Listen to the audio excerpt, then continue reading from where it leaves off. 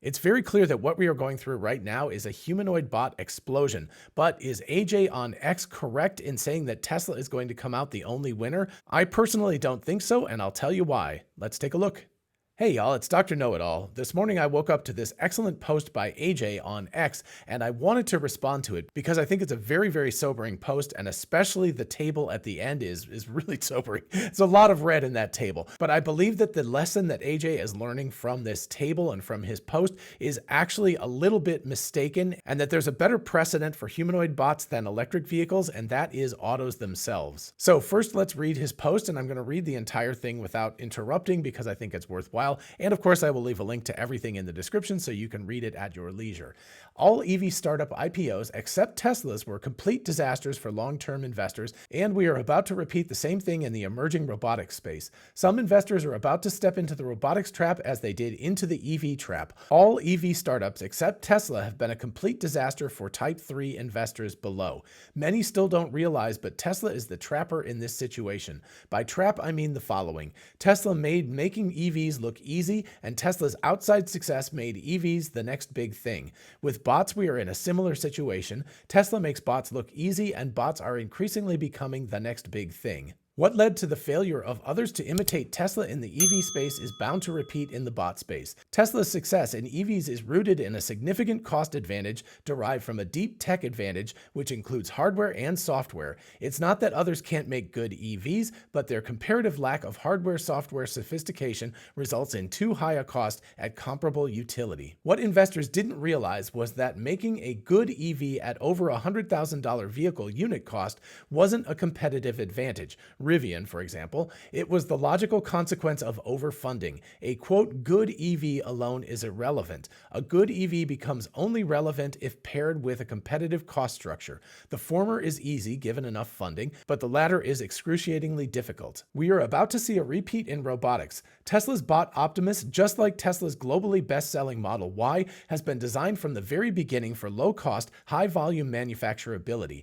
Hence, it doesn't matter yet again whether other companies, e.g. Figure AI, can make a good robot too, since just like in the EV space, they won't find buyers if Tesla offers the same or better utility at a lower price point. However, Type 1 investors below won't care about this last point since they're fueling the next bubble, the robotics bubble. And then he defines the three types of investors. The EV bubble was driven by three classes of investors. Number one, pre-IPO or early investors. This group made a lot of money if enough hype was generated in the run-up to the IPO due to their early entry and thus lower entry valuation.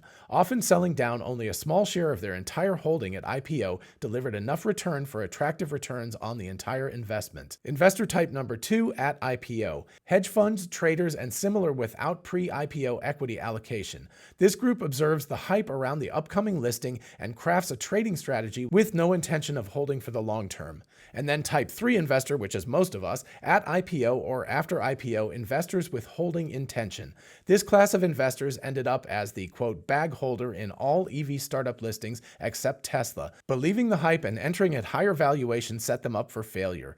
With spring arriving, vacation time might be here as well, and that means fun times with family and friends, but don't let a great night out spoil your next day. ZBiotics is the solution to enjoying your night and having a great next day. ZBiotics Pre-Alcohol Probiotic is the world's first genetically engineered probiotic. It was invented by PhD scientists to tackle rough mornings after drinking. Here's how it works. When you drink, alcohol gets converted into a toxic byproduct in the gut. It's this byproduct and not dehydration that's to blame for your rough next day. ZBiotics Pre-Alcohol Probiotic produces an enzyme to break this byproduct down. It's designed to work like your liver, but in your gut where you need it the most. Just remember to drink ZBiotics before drinking alcohol, drink responsibly, and get a good night's sleep to feel your best tomorrow. I recently took ZBiotics on our ski trip, and each evening as we started our après-ski activities, I drank a bottle of ZBiotics before heading out. I stayed hydrated between drinks, enjoyed my family time, and the next day I felt great. ZBiotics is a real game changer for fun nights out or in. One bottle of ZBiotics is equal to the cost of a cocktail, but nothing beats a fresh morning. Go to zbiotics.com/Dr. No or scan the QR code on the screen right now to get 15% off your first order when you use Dr. No at checkout. You can also sign up for a subscription using my code so you can stay prepared no matter the time or occasion. ZBiotics is backed with a 100% money-back guarantee, so if you're unsatisfied for any reason, they'll refund your money, no questions asked. Be sure to head to zbiotics.com/Dr. No and use the code Dr. No at checkout for 15% off. Thanks to ZBiotics for sponsoring this episode. And now let's get back to it. And then we get to the table. This table provides an overview of the absurdity of the EV bubble. All EV startups except Tesla have created enormous losses since IPO. Loss should be defined as performance since listing minus index performance, or else you're kidding yourself. Bottom line, we're seeing the onset of the next bubble. Young, tiny startup Figure AI's $2.6 billion valuation is evidence. This bubble, just like prior bubbles, will be fueled by Type 1 investors. And then we get to this really useful table that he has created for us here, and you can see that it is a sea of red except for Tesla, which has gained 13,743% since IPO. And then if you subtract the S&P 500's performance since Tesla's IPO, at least I believe that that's what he's talking about here, you get a 13,364% return for Tesla. So if you invested in Tesla at IPO, it wouldn't have taken very much money invested with them at that point to have a really, really massive return at this point. For everybody else, you can see that the numbers are negative. That's why they're in parentheses, and of course they're colored red. And in many cases, you've actually lost over 100% of your money because you could have put it into the S&P and actually made money. For example, Workhorse, which I don't even know about. Workhorse has lost 96% of their valuation, but if you factor in the fact that the S&P 500 has gone up in the meantime, you've actually lost 248% versus what you could have gained by simply putting it in that index fund. And even with a company like Rivian that is, reasonably successful and has done fairly well, in terms of stock performance, they've lost 88% since their IPO. And if you factor in the S&P 500, they've actually lost 98%. So if you had taken $100 and invested it in Rivian at their IPO, you'd only have about $12 left at this point. But if you'd taken that same amount and put it into the S&P 500, you would have gained $10 or have $110 left over. So you would have done substantially better just doing an index fund. And if we go back to this post by AJ, I think it's really well stated how he says that there are three types of investors here, and that the first two, though, number one, the early investors and the hedge funds and traders, they did just fine out of all of these companies because they were able to invest early, get a lot of hype, get the money up, get the IPO done, raise the price of the stock, and then sell it to the dumb money investors, which is us, the retail investors, and the people who are holding for long term. And unfortunately, as happens all too often, us retail investors and smaller investors are left holding the bag and lose a ton of money. So this is all well and good, and it looks like nobody should be investing in any humanoid bot companies at all, except potentially Tesla again. But this is the point at which I disagree with AJ about the analogy that he is using here, comparing EV startups to humanoid bot startups, and I think there is a better analogy that is more instructive. And just before I continue on here, this is a thought experiment. This is not financial advice whatsoever. Please don't do anything based on this video. Do your own research. But what I'm going to suggest here is that the auto industry in the early 20th century, as it was coming online and beginning to figure out what it was, what automobiles were, and how to mass produce them, all of that kind of stuff, that is a much better analogy to the humanoid bot front than is using electric vehicles for your comparator. With that being said, let's turn to my reply on X. This is a very sobering table, and indeed it is, and well worth reading and digesting for us Type 3 investors, the general public. I will note, however, that the EV landscape in the past 20 years is radically different from the current humanoid bot landscape in one major way. There were plenty of other autos and automakers on the market already in 2005 or 2010, or pick your year. This is not the case with humanoid robots. Instead, the situation is much more like it was in the early 1900s with automobiles. There are many players in a brand new space that didn't exist previously. When you look back at that time period, many auto companies went out of business in the boom-bust cycle of the first 20 or so years of the 20th century, but many survived and thrived, either via mergers or simple growth. Mercedes, Ford, GM, etc. are very large, successful players today, 100 years later. Thus, I would contend that while we're indeed in a boom cycle with a ton of players that will inevitably result in shrinking numbers of players, there will be several, approximately 5 to 10, that will be very successful successful in the next 10 to 15 years. The rest will either merge with them, their IP will be purchased, or will go out of business entirely, and it's a dice roll exactly which companies fit into which categories today. The space is too new and too big, in my opinion, for only one player to be successful in the medium term. I'm happy to take rebuttals to this, but those are my thoughts on the subject. Thanks, AJ. And I really am serious about thanking AJ here. I think this was a very useful post and it got my brain thinking. I have a different take on the matter, but I think that's really worthy. It's good to have a discussion about something like this.